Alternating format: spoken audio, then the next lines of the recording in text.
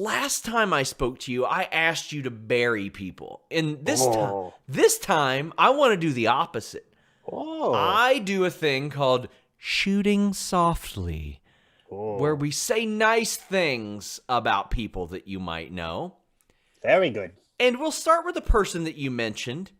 Your tag team partner, I believe it was Gatanic Panic. Yes. Yourself and Effy. Say something nice about Effy. Well, but of course, Danhausen has millions of nice things to say about Effy. Danhausen used to go to Effy to get advice on how to blend in with the humans and become even more powerful. And Effy was always there to help Danhausen with that. He's a brilliant mind. He's just a Yes. brilliant guy. He's Danhausen would call him up, and Effy would take the time to take some Danhausen talk. So, that. How about Ethan Page? He's off the radar right now. Nobody's hearing from him right now. We don't know what's going on with him. Danhausen hears from him. Danhausen's good friends with Ethan Page. Egon. So do I. But, I mean, Yes. everybody else doesn't hear from him. This is true. What do you think of Ethan Page? Another one. Very integral in helping Danhausen out all the time. Danhausen cannot even say enough nice things about Egon. He's probably, with no disrespect to anybody else, the smartest. Let's see how to word this. He's not independent wrestler because he was in Impact, but smartest independent marketable wrestler that there is, who works harder than anybody else. Got himself in incredible shape last year as well. Yes, he's constantly working at everything. He's doing photo shoots at his home when he was able to. He's putting out content every day. He is getting in better shape than he was. Let me ask you, are you also, now that you're Canadian, going to use Ricky Shane Page as a toy mule like Ethan Page did? Ethan Page would order things, have them sent to Ricky Shane Page, and Ricky Shane Page would bring them across the border. Well, Ricky Shane Page beat up Danhausen in his opportunity to fight him for the championship. So he will probably not be utilizing Ricky Shane Page. Yeah, I mean, that seems like an awkward conversation to have. Yes. Like, hey, I know we fought, but can you bring me some toys? Danhausen will just utilize Davis. Okay. Yes. How about Orange Cassidy? Oh, yes. You're asking people who have been very helpful to Danhausen, actually. Well, there we go. Yes, Orange Cassidy. I don't know. Perhaps people don't know this. Maybe it's okay to say. He reached out to Danhausen and Effy when this pandemic started to make sure we were okay. Wow. Yes, he did not. He did not have to do that. He said, "I just want to make sure you two are doing quite nice." Danhausen very much appreciated that. See, that's what we love to hear on Shooting Softly. Yes. Here's But another.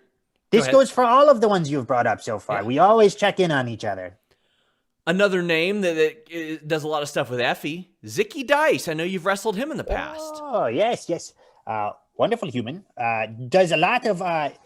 Danhausen likes the way he goes about business to get himself out there. Because for a time, nobody was paying attention to Zicky Dice.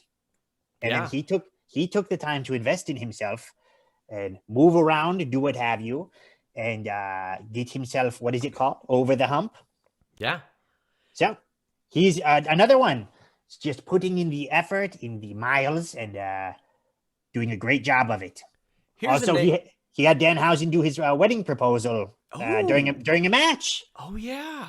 Yes. Here's a name that most people won't know, but they'll know it when I say what he does. Mikey Blanton, promoter of Black Label Pro. Right now, as we speak, I'm sure he's booking a 22-match card. 17-hour card. 17-hour card. It's from 9 a.m. until whatever time the hell that would be.